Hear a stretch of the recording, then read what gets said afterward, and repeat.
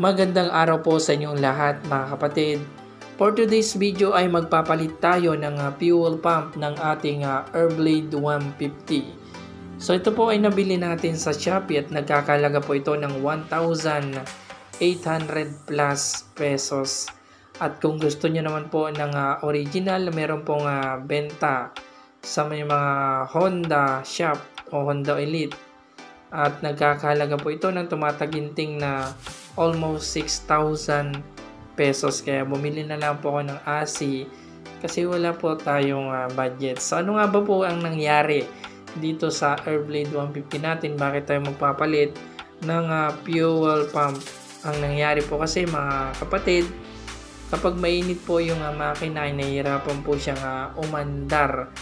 At nag-research po ako at ito po yung kadalasang problema, yung fuel pump talaga, lalo na po yung fuel motor ay mahina kapag mainit. So hindi po siya nakakapag-pump ng maayos, gawa nga po na may diferensya na po.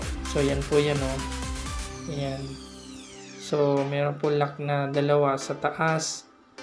At hindi po siya basta-basta dudukutin to mga kapatid, kasi meron pong floater sa loob tsaka yung fuel filter na nakabalandra doon. Kaya kailangang maingat po na tatanggalin ito, baka po naman madali at maiwan sa fuel tank yung mga parts ng fuel pump natin.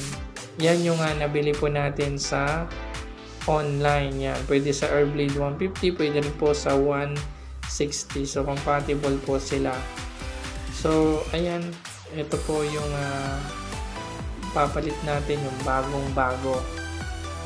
Ayan. So parehas naman po sila, pati yung code parehas. So ayan, pwede na nating isalpak at mamaya subukan natin kung one click nga ba. One click natin. So painitin muna natin mamaya at papatayin, tapos aandarin at tignan natin kung gagana. So yun, binabalik na ni Kuya yung fuel pump natin na bago.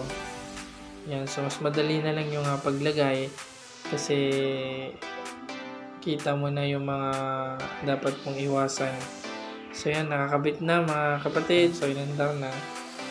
Yan mga kapatid ay tinest na namin at okay naman po.